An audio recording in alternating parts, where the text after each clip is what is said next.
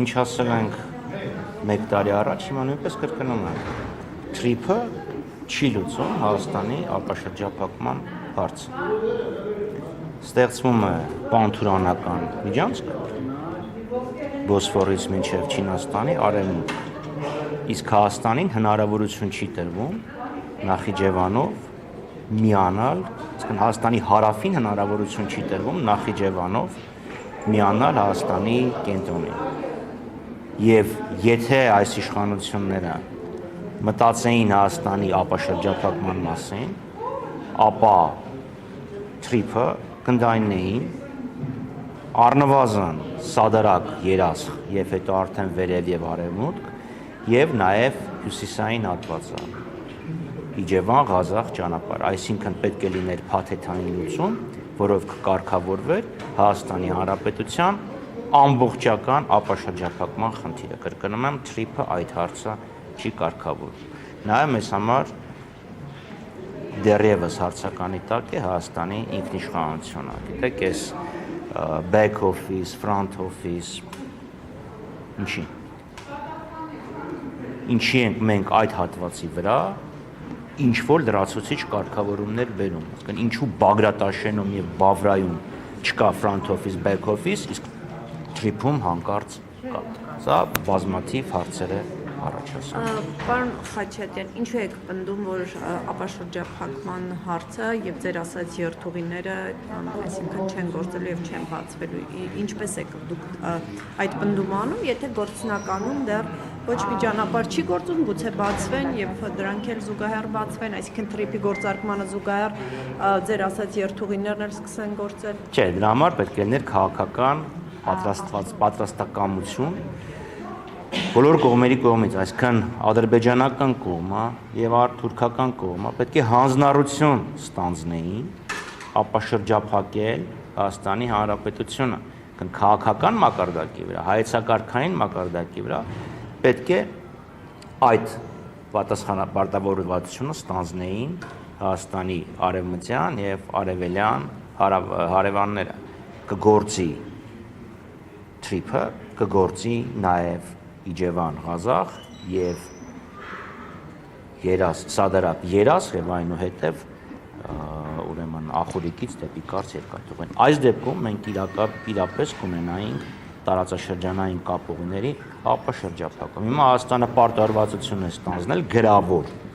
Ադրբեջանի կողմից որևէ գրավոր պարտավորվածություն չկա։ Իսկ որ նշվում է փոխադարձ առավելություններ են լինելու։ Շատ հրաշալի հարց եք տալի։ Իսկ ինչու փոխադարձ առավելություն, այլ ոչ թե ճանապարհի դիմաց, որովհետև փոխադարձ առավելություն բազմաթիվ դրսևորումներ կարող է ունենալ։ Օրինակ Հայաստանը Ադրբեջանին տալիս է անխոչնդոտ անցում, Ադրբեջանը Հայաստանին թույլ է տալիս իր տարածքով ինչ որ սահմանափակ ներմուծումներ։ Իդեպ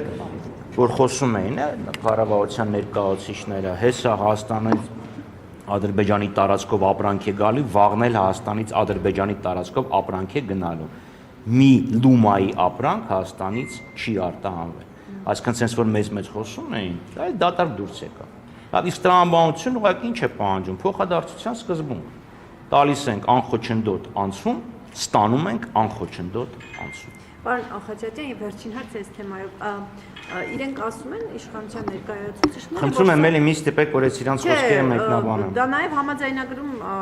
նշված է, այսինքն որ սա հայ-ամերիկյան նախագիծ է եւ այստեղ այն մոդելը, որ կիրառվում է front office, back office, դա երկու կողմերի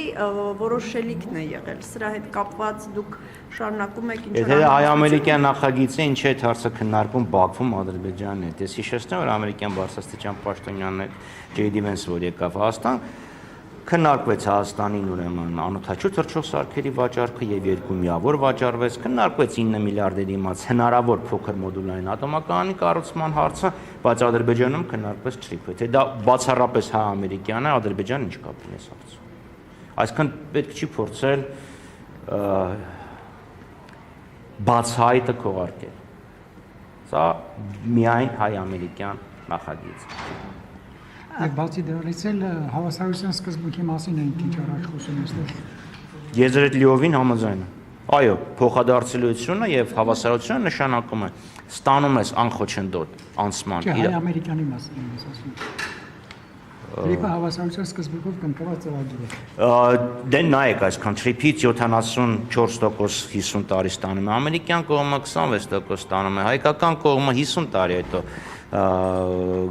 կես-կես է լինելու, թե 49-51 չեմ հիշում արդեն չեմ հիշում արդեն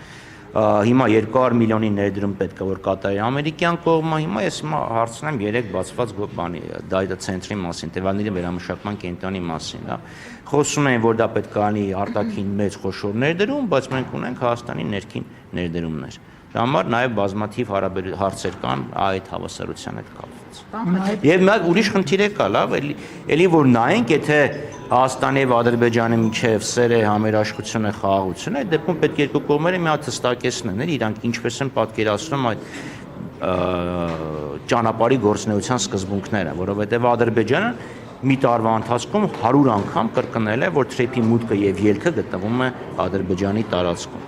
Եվ մենք այսօր էլ տեսնում ենք, որ Ադրբեջանի պահանջները Հայաստանի իշխանությունները կատարում են։ Օրինակ, որ ադրբեջանցիները պետք է ճանապարհ մտնելից եւ դուրս գալից հայ պաշտոնյաների հետ չառնչվեն։ Պահանջը կա եւ Հայաստանի իշխանությունները փորձում են տարբեր տեսակի sense աճպարարություններով Ադրբեջանի պահանջը հրամանը կատարել եւ դրա համար ծնվեց Նիկոլ Փաշինյանի այս հայտնի խոսքը, որ դե հիմա մարդկանց հետ չեն առնչվի, կառնչվեն ռոբոտների հետ եւ համեմատությունը բերվեց, երբ հայերը գնում են Միացյալ Արաբական Էմիրատներ, որևէ